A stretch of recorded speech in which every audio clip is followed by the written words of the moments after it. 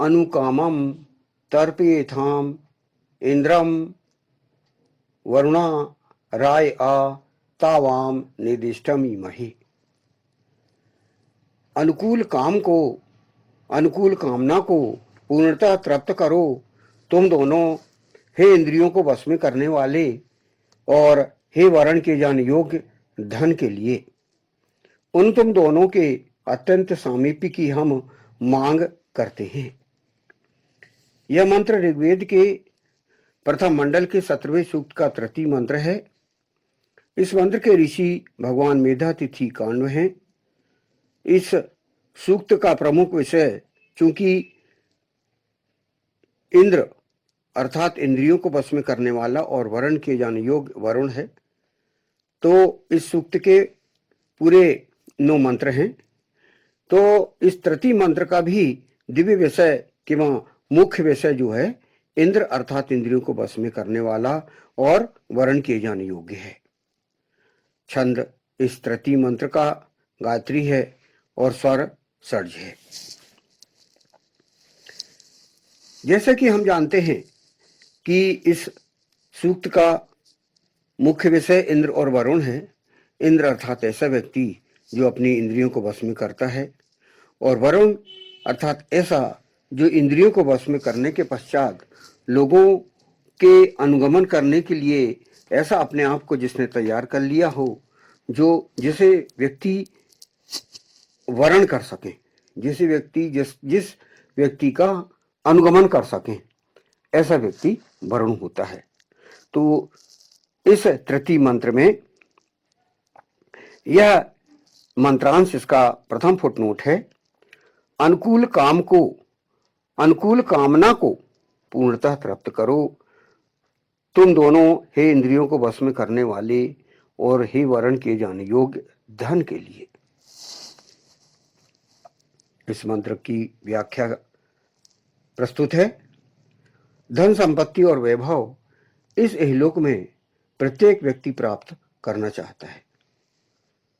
वेद व्यक्तियों के अंदर पाई जाने वाली इस कामना को धर्म विरुद्ध अथवा तुच्छ नहीं मानता, अपितु इस हेतु इंद्रियों को वश में करने वाले राजनायकों और वरण किए जाने योग्य राजनायकों को यह आदेश देता है कि वे धन प्राप्ति की अनुकूल कामना को भली भांति पूर्णतः तृप्त करने हेतु अपने राज्य के अंदर व्यवस्था करें। उन्हें विशेष रूप से इसके लिए प्रयास करना है।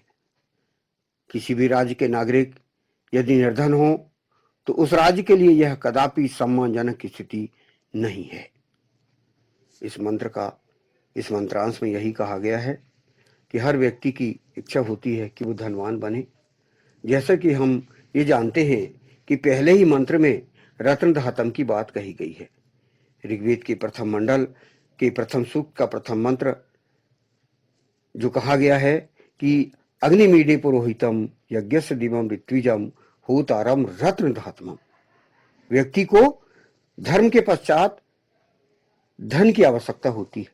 तो ईशान परम परमात्मा ने, ईश्वर ने हर व्यक्ति के अंदर अपना जीवन वैभव संपन्न जीने के लिए एक इच्छा कामना डाल दी है।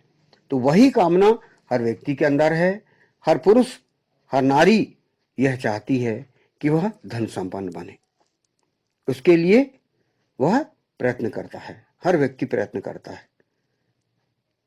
यदि अपने जीवन को वह प्रथम क्रम अर्थ को ले ले तो उसे नुकसान होंगे। अतः वेद में हमेशा यह कहा गया है कि धर्माधीन अर्थतंत्र का उसे व्यवस्था अपने जीवन में पालन करना है। धर्म के अधीन यदि अर्थ होगा तो उसका जो अर्थ है वह पवित्रता से भरा हुआ होगा, और धर्म और अर्थाधीन काम होगा तो उसका जीवन भी सफल होगा, और दाम्पत्य जीवन, पारिवारिक जीवन, वैवाहिक जीवन, समाज भी अच्छे से प्रगतिशील होगा। तो धर्म, अर्थ, काम और मोक्ष, ये 4 क्रमानुसार व्यवस्था इस वेद के अंतर्गत दी गई है। और उसी अनुसार यहां जो अर्थ प्राप्ति की इच्छा है, धनवान बनने की इच्छा है, ईश्वर ने हर व्यक्ति के अंदर ये इच्छा डाल दी है। तो उसी इच्छा के अंतर्गत यदि किसी राज्य के जन सामान्य की यदि इच्छा हो रही है कि वो धनवान बने, अर्थ संपन्न हो, धन संपन्न हो, उसका व्यापार अच्छा चले, तो ऐसे व्यक्ति की व्यवस्था राजनायकों को भी है। राजनायक भी अर्थात नायक, राजनैतिक नेता या जो व्यवस्थापक है उस देश के, उनका भी ये कर्तव्य है कि धन प्राप्ति के लिए उनको अनुकूल वातावरण दें, उनके लिए व्यवस्था करें। वही बताया गया है यहां पर, धन प्राप्ति की अनुकूल कामना को भली भांति पूर्ण तृप्त करने हेतु अपने राज्य के अंदर व्यवस्था करें। ये राज्य नायक का कर्तव्य है। किसी प्रजा की इच्छा है कि वह धनवान बने, जैसे कि हर कोई व्यक्ति की इच्छा है, तो राज्य नायकों का कर्तव्य है कि उनके लिए व्यापारिक प्रतिष्ठान स्थापित करने के लिए उनका सहयोग करें, कृषि के लिए सहयोग करें, और सारे जो अर्थ या साधन जो वो चाहते हैं उनको स्थापित करने की उनको अनुमति दे, उस राज्य में वो धन संपन्न बन सके। तो जब तक प्रजा और राजनायकों में सही तालमेल नहीं होगा तब तक ये व्यवस्था नहीं हो सकती। हर राजनायक की व्यवस्था ये होती है और वो उसे करके देना चाहिए, क्योंकि उसका कर्तव्य होता है कि अपने प्रजा को स्थापित करे, उसे धनवान बनाए। क्योंकि कोई भी व्यक्ति यदि निर्धन है तो उस राजनायक का कर्तव्य होता है कि वो उसे धनवान बनने के रास्ते में सहयोग दे। उसे राजनायकों को विशेष रूप से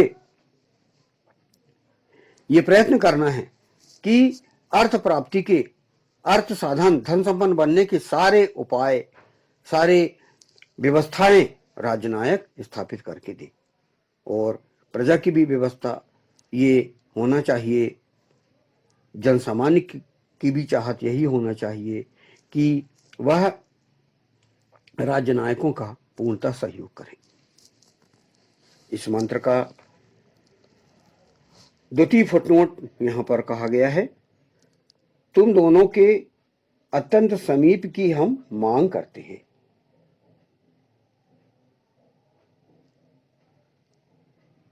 तावाम निर्दिष्टम ईमहे।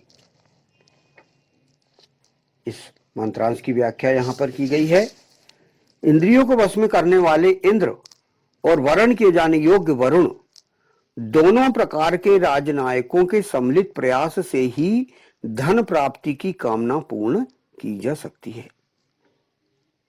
वर्तमान समय में लोकतंत्र के अंतर्गत विभिन्न दलों के नेताओं के मध्य भी प्रदेश या राष्ट्र के धन संपन्न होने के विषय में सम्मिलित प्रयास किया जाना आवश्यक है, अन्यथा संसाधनों की बर्बादी होने से कोई नहीं रोक सकता। इस मंत्रांश में जैसे कि कहा गया है, मंत्रांश है, उन तुम दोनों के अत्यंत समीप की हम मांग करते हैं। उन तुम दोनों अर्थात इंद्र, अर्थात इंद्रियों को वश में करने वाला, और वरुण, ये दोनों के सम्मिलित प्रयास से ही जन सामान्य की इच्छा, कामना पूर्ण की जा सकती है। तो हम ये देख रहे हैं कि इस सृष्टि में लोकतंत्र सबसे प्रिय व्यवस्था है, और इसके अंतर्गत यदि सभी दलों के नेता प्रदेश और राष्ट्रीय स्तर के और प्रजा धन संपन्न होने के विषय में सम्मिलित प्रयास करें, राजनेता और प्रजा, यह व्यवस्था जीवन जीने की वेद में बताई गई है। और यदि जन सामान्य और राजनायक इस व्यवस्था को अच्छे से माने, ईमानदारी से इस व्यवस्था का पालन करें, इस व्यवस्था को स्थापित करें, तो धन संपन्न होने से प्रजा को कोई नहीं रोक सकता।